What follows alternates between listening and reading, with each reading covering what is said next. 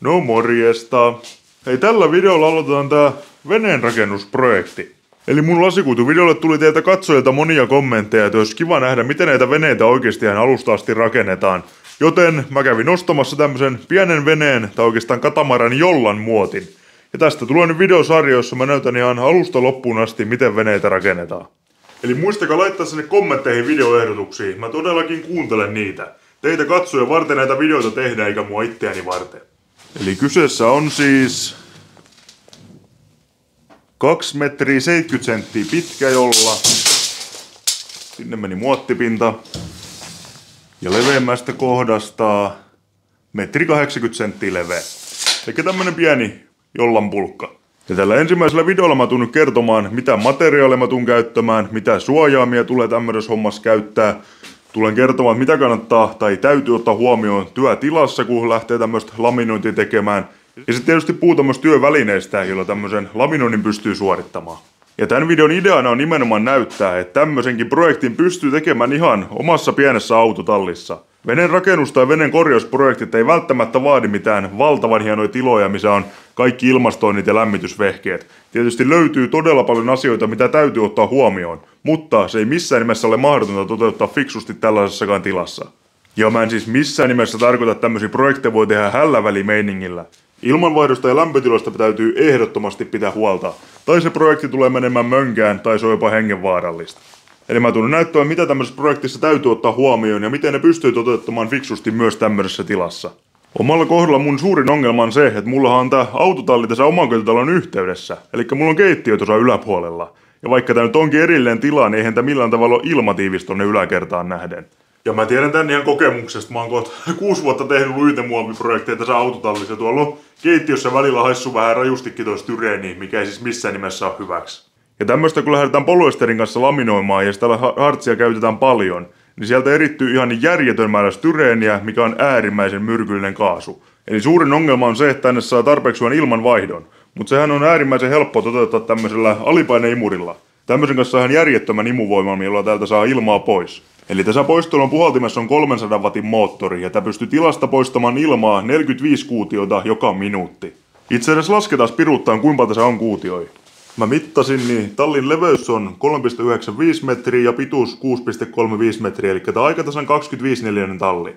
Korkeus on 2,55 metriä, eli täällä on yhteensä 64 kuutioa ilmaa. Ja toi nyt poisti sitten minuutissa 45 kuutiota, eli se on semmonen joka 1,5 minuuttia se poistaa täältä kaiken ilman ja ottaa uutta tilalle. Ja siitä tuleekin toinen ongelma, mistä se ottaa sitä uutta ilmaa tilalle. Eli tässä autotallin yhteydessä on tämmönen pieni varasto, mikä on semmonen ehkä 15 kuutio myös. Ja täällä on pieni reikä, mikä menee ulos.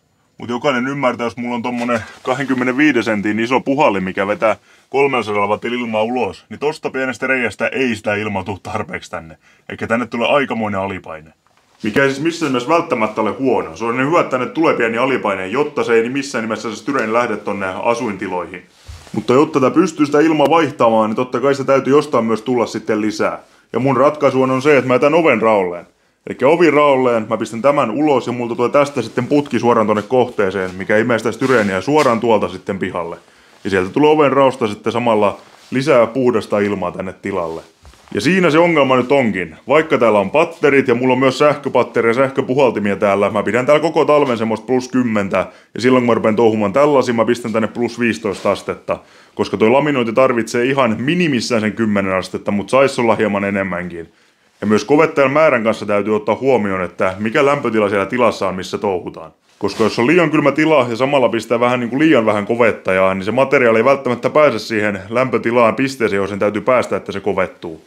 Joten ongelma on nyt se, nyt on talvi kautta kevät. Jos ulkona olisi 10 astetta pakkasta ja mä tekisin tämän mun virityksen, eli toi puhallin työntää ilmaa ulos koko tämän tallin verran 1,5 minuutissa ja sieltä tulee 10 asteen pakkasta samalla vauhdilla takaisin, niin sehän ei missään nimessä toimi, vaikka mulla olisi puhaltimet tässä puhaltamassa. Eli mun täytyy odottaa, että tuolla ulkona on hieman viileämpi. Eli joo, lämmityksen kannalta tulee nyt väkisinkin olemaan vähän niin kuin sellaista, että tämä tila lämmitetään ja se lämmin ilma puhalletaan suoraan ulos. Jos tämä olisi oikea laminointitila, niin täällähän tarvitsisi olla lämmityn puhallin, missä on niin kuin välijäähdytin välissä. Eli se lämmittää sitä sisälle tulevaa ilmaa, joka sitten toisessa päässä ja toisessa päässä puhalletaan sitä ilmaa pois. Semmoinen olisi hyötysuhteeltaan aika paljon parempi kuin tämmönen. Mutta nyt kun touhutaan edelleen autotallissa, niin touhu on tätä. Ja nyt sieltä aivan varmasti tulee joku sanomaan, että miksi mä hommaa kunnon tiloja, jossa mä näitä teen. Niin mäpäs näytän sulle. Tämä 25 euron autotalli on semmonen, että täältä kun ottaa kaikki tavarat pois, niin täällä pystyy ihan hyvin tekemään aika isoakin autoa. Mulla on Bemarin X5 mahtunut hyvin tänne ja sitä mahtuu molemmilta puolilta tunkkaamaan ja remontoimaan. Ja molempiin päihin jää myös fiksusti tilaa. Eli pointti on se, että autorakentajalle tämmöisiä tiloja löytyy hyvinkin fiksusti.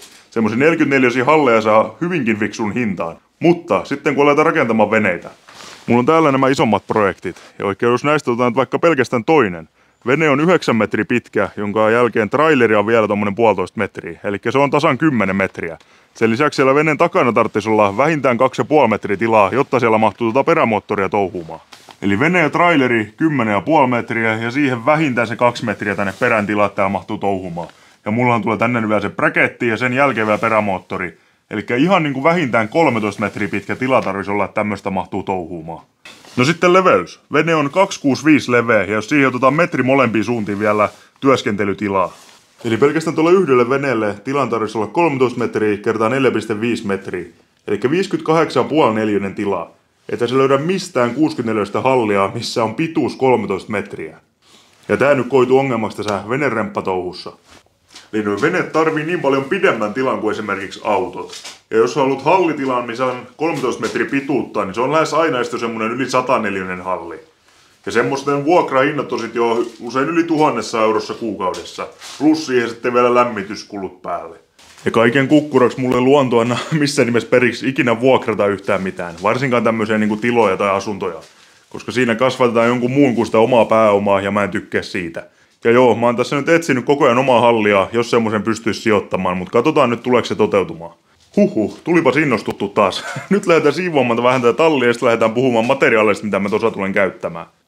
Oho, tulipas muuten paljon pirteämmän näköiseksi. Pistin tommoset jouluvalot tonne kattoon. Tämmönen oli ennen. Tosi iso ero. Ja kattokaa ku hieno asennus. Ei roiku yhtään. Se on vaan väliaikainen. Ja kaikki väliaikainen on pysyvä.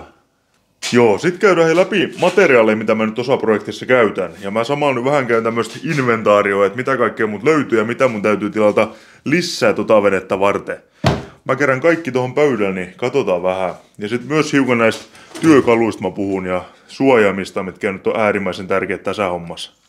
Ja tässä veneprojekti-videosarjassa yhteistyökumppanina on Kevra, eli kevytrakentajan verkkokauppa. Mä oon heiltä tilannut jo pidemmän aikaa lähes kaikki mun luitemuovimateriaalit. Ihan äärimmäisen hyvä asiakaspalvelu ja tavaraa löytyy lähes aina hyllystä juurikin sen verran kuin tarvii. Ja kilpailukykyiseen hintaan. Eli jos lähtee tekemään jotain omia korjauksia, niin kannattaa ehdottomasti katsoa kevytrakentajan verkkokaupasta. Ja heillä on myös todella asiantunteva asiakaspalvelu, eikä jos täytyy jotain vinkkejä kysyä siihen omaan projektiin, niin sieltä saa sitten ammattitaitoista neuvoa. Ja kuten heidän nimestäkin voi vähän jo päätellä, niin kevytrakentajan verkkokauppa on erikoistunut nimenomaan kevytrakentamiseen. Eli heidän mallistosta löytyy muutakin kuin pelkkää peruslasikuitua ja polyesterihartsia. Sieltä löytyy myös hiilikuidut, epoksit ja tämmöisiä oikeasti huomattavasti kevyempiä materiaaleja. Ja sitten myös työkaluja tämmöiseen kevyempään luitemuovirakentamiseen. Ja tää on se niinku heidän pääosa-alue. Eli kannattaa katsoa, sieltä löytyy paljon muutakin kuin tätä, mitä mä tässä videolla esittelen. Ja kevytrakentajan verkkokaupasta löytyy myös muun muassa näitä PVC-vaahtolevyjä, jota voi käyttää ydinaineena, jos haluaa sandwich-rakennetta tehdä. Eikä halua tehdä tuolla vanha-aikaisella märäntyvällä vanerilla. Löytyy myös tämmöistä vähän jämerämpää PVCtä, mikä oikeasti kestää. Ja mä tein muuten kesällä tämmöisen testin, eli mä laminoisin tämmöiset sandwich-rakenteet vanerista ja samankokoisesta tuosta PVC-vaahtolevystä. Ja kun mulla tosiaan pelkona tässä PVC-vaahdossa oli se puristuskestävyys. Muutenhan täällä on jäykkyyttä ihan saman, no ei ihan, mutta lähes samalla tavalla kuin tuo vaneri. Mutta puristusjäykkyys oli se mun pelko. Esimerkiksi tuolla omassa veneessä, vauhtiveneprojektissa, mä en uskaltanut tätä ottaa peräpelin ydinaineeksi sen takia, kun mä pelkäsin, että se bracketin pultit uppoo sinne vaahtoon. Ja mä tein testin. Purasin molempiin keskelle reijät ja puristin pienen prikan kanssa niin kovin kuin voima lähti, ja eihän se mihinkään lähtenyt joustamaan. Se oli vähän niinku turha pelko. Olipas niitä rättejä paljon, kun alkoi tuolta oikein kaivamaan. Katsotaan vähän mitä täältä löytyy. Täällä on 444 grammasta biaksiaalia ja 610 biaksiaalia. Mä luulen, että nämä on molemmat sama kuin tämä. Eikä tätä -45 + 45 asteista. Joka tarkoittaa sitä, että täällä menee säikeet 45 astetta tohon suuntaan ja 45 astetta tähän suuntaan. Eli biaksiaali on 3 pikkustrullaa. Sitten mulla on tämmöstä. Tää on... Onko tää triaksiaali? Mistäköhän tämmöstä on tullut? Joo, tää on triaksiaali. Eli täällä menee vaakaan, sit 45 ja miinus 45. Tää on sitten semmoista, että tää ei kovin hyvin taivu mihinkään jyrkkiin nurkkiin. En muista minkä takia mä oon tämmöstä joskus ostanut. Ja täällä on sitten tätä 4/5. Plus 4/5 miinus 4/5, eikä sama kuin tämä pikkurulla. Ja näiden lisäksi tätä katkokuitua mulla on 2 isoa rullaa. Onkos nää sit 300 grammasta vai 4 puokkia? Toi on 300 grammasta. Toi on 4 puokkia, eli se näkee, se on aika helppo katsoa, kun pistää sormen tonne alle. Jos sormi näkyy hyvin sieltä läpi, niin tietää, että se on 300 grammasta. Ja jos sormi ei näy kunnolla, niin silloin se on 4 puokkia. Niin ja kun mä puhun 4 puokista ja 300, niin se tarkoittaa siis sen maton paksuutta. Eli 450 grammanen matto tarkoittaa 450 grammaa neliöltä. Jos sä leikkaat siitä metri kertaa metri palasen, niin se painaa 450 grammaa. Eli 450 grammanen matto on paksumpaa kuin 300 grammanen matto. Ja näitä löytyy sitten myös 600 grammasta, mikä on vielä jämäkämpää. Mä oon vähän huonosti itselleni merkannut, että kuinka paljon tätä tässä rullassa on. Tääkin on avattu, että mä oon sitä varmaan vähän jo käyttänyt. Olisi fiksumpaa, kun vähän pitäisi kirjaa tarkemmin, miten paljon on jäljellä. Mutta tietysti siinä kohtaa, kun leikkaa niitä mattoa, niin sen huomaa. Niin ja sen lisäksi, että mä sain ton muotin mukana, tuli tämmöset. Tää on vähän karun näköinen. Tää on jossain, ei ne vissi ihan ulkoilu, mutta jossain kylmässä rakennuksessa ollut. Täällä on lähes kokonainen rulla katkokuitua, mutta tää on vähän kovan näköistä. Siellä on joku hiirenpesä ollut sisällä. Ja sitten tuli tämmönen. Täällä on avaamaton rulla 600 grammasta rovinkia. Eli tässä lasikuitusäikeet nyt sit 90 asteet ja 90 asteet. Eli ne menee tuommoisesti niinku ristiin. Ja ne olisi niinku punottua vielä eikä kudottua. Eli tää on niinku todella jäykkää. Tätä punottua rovinkia ei kauheasti enää missään myydä. Se on vissiin aika kallis valmistaa. Mut joo, mä tulen luultavasti tässä projektissa nyt käyttämään tota rovinkia, koska sitä on niin valtava rulla. Se ainakin riittää, ja kun sitä ei tuu kuin 1 kerros. Elikkä mä ajattelin nyt niin, että mä maalan tänne ihan aikana värin, elikkä gelcoatin, ja sen jälkeen heti perällä lyödään 1 300 grammanen katkokuiturätti, ja sen annetaan paukkua. Elikkä se on niin sanottu pintarätti, mikä pruukataan laittaa. Sekin kun se on laitettu, ja se on jähmettynyt, kovettunut, niin sen jälkeen hiotaan se sitten mataksi. Eli sen pintarätin ideana on juurikin se, että saadaan kaikki näitä kulmia täältä vähän pyöristettyä. Saadaan se ensimmäinen rätti sinne rauhas, sen jälkeen hiotaan se mataksi ja sen jälkeen vasta lähdetään laminoimaan sitä oikeata kerrosta siihen päälle. Eli ensin maalataan väri, tai tietysti vahataan muotti ekana. Maalataan väri, gelcoatti, sitten 300 grammanen katkokuitu, annetaan paukkua, hiotaan ja sitten seuraavalla kerralla lyödään siihen se lopullinen kuitukerros. Eli 450 grammanen katkokuitu, sen jälkeen 1 kerros sitä rovinkia ja sitten vielä 1 katkokuitu päälle. Varmaan 300 grammanen, ettei tästä tule ihan liian painava. Tää on niin äärettömän pieni, että ei mitään paksua kerrosta vaadi. Ja sitten mä tietysti laminoin tänne vielä penkit. Ne kun tänne laminoin, niin jäykistää tätä runkoa todella paljon ja niistä tulee sitten vähän kuitua vielä lisää, kun ne penkkien seinät laminoidaan tänne runkoon kiinni. Eli siitä tulee nyt ehkä vähän semmonen överivahva, mutta se ei nyt haittaa. Tästä ei ole tekemässä kilpavenettä vaan. En mä itse asiassa tiedä, mitä mä tällä veneellä tuun tekemään sen, kun tää on valmis. Ihan vain tätä videota varten tulee tätä tuotettua. No tulee tästä ehkä tytölle kiva leikkikalu ton sähköperämoottorin kanssa. Tai ainakin pulkkasit ensi talveksi. Ja ne penkit mä tuun tekemään sit vanerista. Eli sen kun mä oon laminoidut tänne ne kaikki kuidut, mä teen tänne vanerista 1 seinän ja sit siihen 1 lattian, niin siitä tulee takapenkki. Siitä 1 kuitu yli ja sit varmaan keula on samanlainen. Eli 1 seinä ja siitä niinku kansi tonne ja siitä tulee sit niinku keulapenkki. Ja en tiedä, sit siihen jää aika iso tila sit keskelle. Että olisi parempi, jos taas vähän korkeampi, siitä saisi semmosen niinku pitkittäisen penkin. Ehkä siinä voisi väliin vielä laittaa semmosen. Ja sitten täällä voi niinku keulas istua normaalisti, perässä normaalisti ja sitten tuossa edessä voi yksi istua siinä niinku jakkaran päällä. Täytyy miettiä vähän tarkemmin sitä sit. Ainakin keula ja peräpenki mä teen, mut olisi se fiksu saada sen keskellekin jotain. Tai sit 1 laatikko keskelle, missä voi istua ja soutaa. Ja peräpäähän täytyy sitten joku levy laittaa, joko vaneri tai tommonen PVC-vaahtolevy, paksuntamaan perämoottorin osaa. Ja tännehän tulee väkisintä pieni lippa, niin se on ihan fiksulla liimata sit sinne niinku runkoon tänne, niin saa tää lippaa peitettyä samalla. Paitsi että siinä on tommonen pykälä vai? On. Ei se olekaan sit ihan niin helppo. Typerän mallinen. Ei oo vissiin tarkoitettu perämoottorilla tätä jollain. No, kyllä se ratkaistaan helposti. Ja pelkän lasikuitumatolla ei nyt kauhean pitkällä päästä. Gelcoattia mä en löytänyt ollenkaan, mulla ei pelkkiä pikku topparipulloja. Sitä mun täytyy vielä tilata. Niin, ja siihen voi muuten värin vielä vaikuttaa. Mä pistinkin TikTokkiin, Instagramiin ja Facebookiin jo kyselyä, että ihmiset saa kommentoida, minkä värinen tästä tehdään. Ja mä valkkaan sitten sen värin, mikä saa eniten kommentteja. Siellä on tällä hetkellä 2 väriä, mitkä johtaa ylivoimaisesti. Heittäkää tämän videon alle vielä kommentteja, että minkä värin te haluaisitte tähän. Sitä ei nyt ihan vielä päätetty, mutta melkein oikeastaan on. Mä menin meidän tytöltä kysymään, että kumpi väri näistä tehdään, mitkä siellä oli johdolla, niin he päätti molemmat, että se toinen niistä oli parempi. Mä en vielä paljasta, mikä se on. Ja irrotusvahana mä käytän tämmöstä Mirror Glazein muottivahaa. Täällä taitaa olla sen verran, että mä pärjään hyvin. Jos ei, niin sitten täytyy hakea lisää. Itse voisin kyllä varuiksi ostaa yhden lisää tätäkin. Vahasta ja irrotusaineesta mä tuun puhumaan enemmän vielä, kun tätä muottia aletaan vahaamaan, eli seuraavalla videolla. Sitten rättiin kanssa tarjotaan joku sidosaine, eli polyesterihartsin kanssa mä lähden tätä lammaamaan. Mulla on täällä nyt, onko tää 20 kilon. Ja täällä on vielä, ja siellä on ihan tippa. Siellä ei todella kuin 2 kiloa, mutta sitten mulla on täällä vielä 2 avaamatonta, eli 40 kiloa hartsia vielä lisää. Ja tohon pitäisi riittää. Mikäs mahtaisi olla kilo per 4, taitaa olla semmonen laskukaava.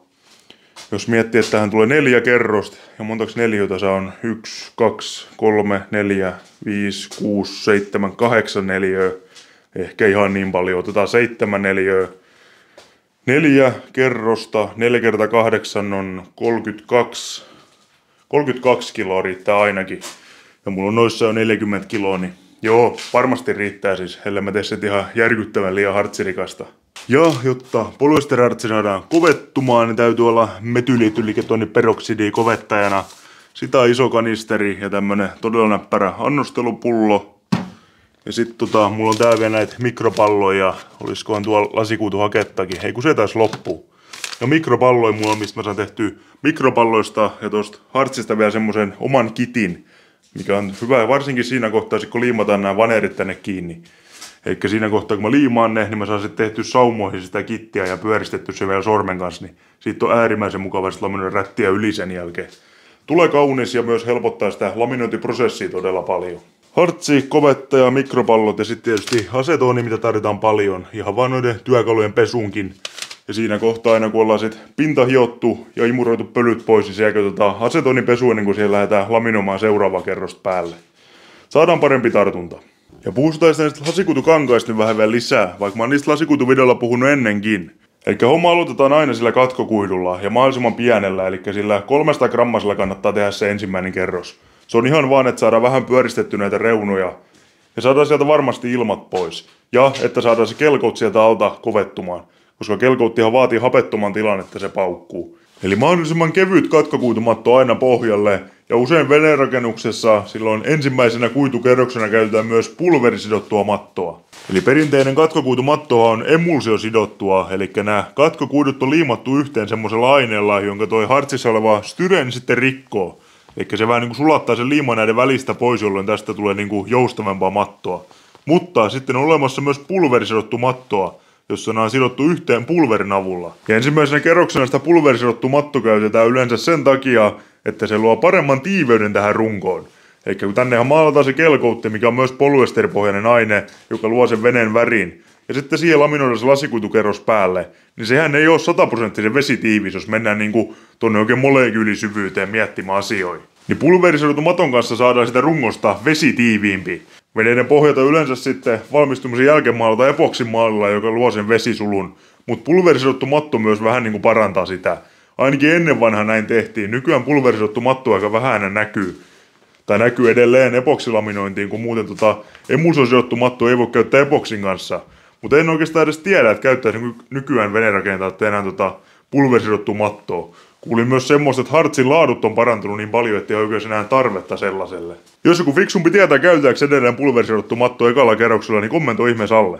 Tosiaan katkokuidulla aloitetaan. Eli katkokuituhan on tämmöistä mattoa, missä on pieniä kuidun säikeitä ihan siksakki joka suuntaan. Mutta siellä ei ole minkäännäköistä niinku jatkuvaa säijettä, mikä sitten taas löytyy näistä punotuista, kudotuista ja mitä näitä kaikki on matoista. Eli näissä on pitkät kuidun säikeet, mitkä menee ihan alusta loppuun asti. Eli näillä saa niinku ihan erilaisen jäykkyyden, mitä tällä katkokuidulla. Tällä saadaan myös paksuutta lisättyä, mikä on hyvä, mutta tällä saadaan sitä jäykkyyttä. Sen takia näitä käytetään aina siellä katkokuitukerrosten välissä. Ja nimenomaan välissä. Eli polyesterihartsilla kun touhutaan, niin aina näiden kudottujen mattojen väliin kannattaa pistää yksi katkokuitu. Eli aloitetaan katkokuidulla, sen jälkeen voi laittaa kudotun maton, taas katkokuitu, kudottu matto. Ja aina kannattaa myös sitten lopettaa katkokuituun. Ja vaan sen takia, että se on helpompi hiota mataksi ja sitten on mukavampi aloittaa seuraava kerros, jos semmonen vielä tulee. Ja sitten kun puhuisin, että esimerkiksi tässä menee 45 asteen, plus 45, miinus 45, ja sitten siellä rovingissa meni 90 ja 90. Se tarkoittaa näiden kuitujen suuntaa, millä tavalla tuolla menee.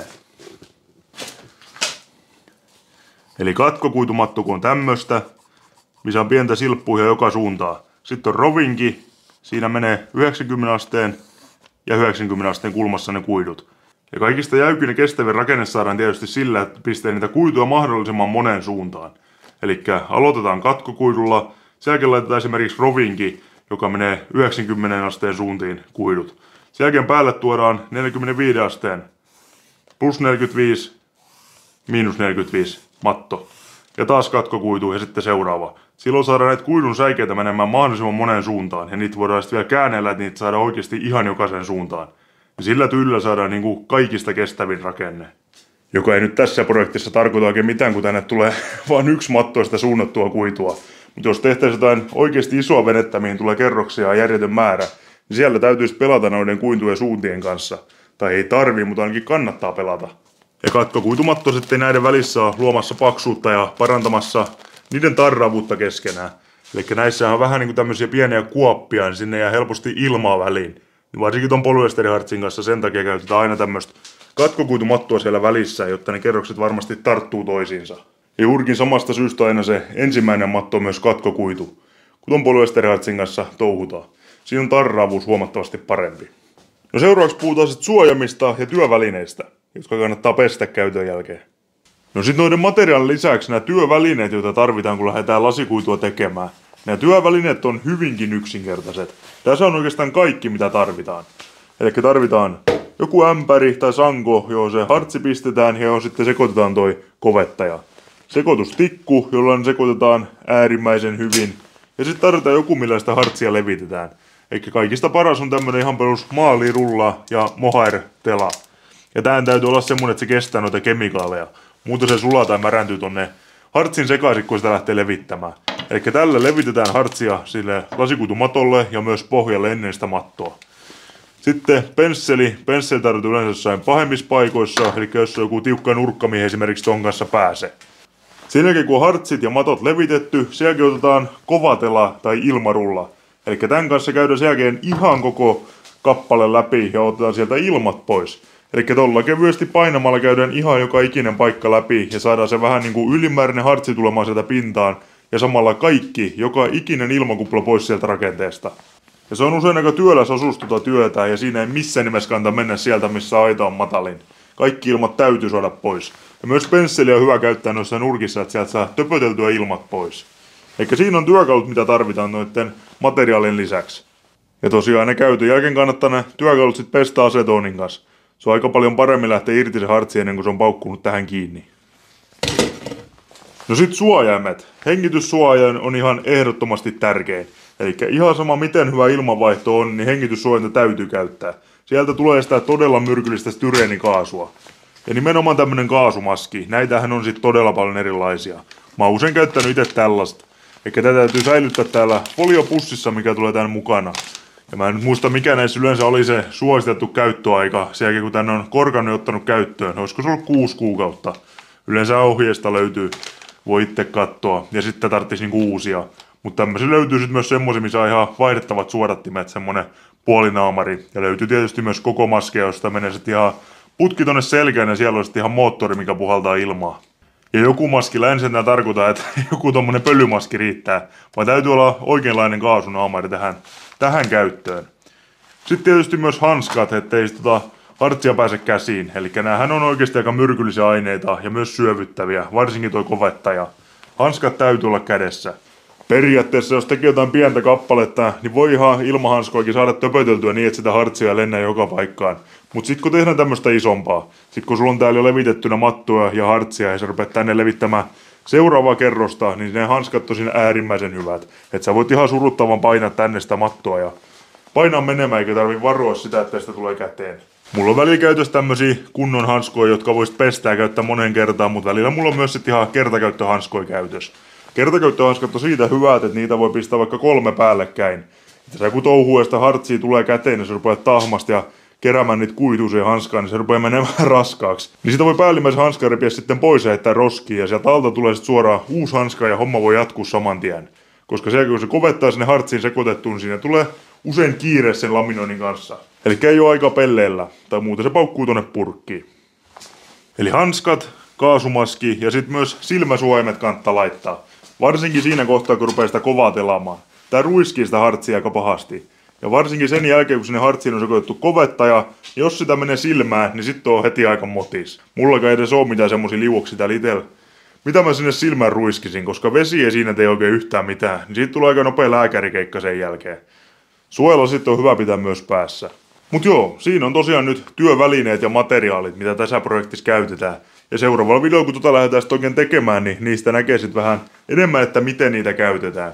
Ja yksi todella tärkeä asia on myös se, eli varsinkin jos käyttää täällä lämpäreitä ja näitä koneita, mitä mäkin käytän, niin styreeniä kun haihtuu tästä, niin se tekee hapen kanssa itsessään jo räjähtävän seoksen. Eli siitä tulee räjähtävä kaasu. Jos tää käyttää tämmöisiä laitteita, mistä voi tulla kipinää tai on jotain vastuksia, mitkä lämmittää tilaa, niin siinä on ihan järkyttävä palo- tai räjähdysriski. Sen takia usein venetehtaassa kaikki valot ja työkalut on kipinäsuojattuja.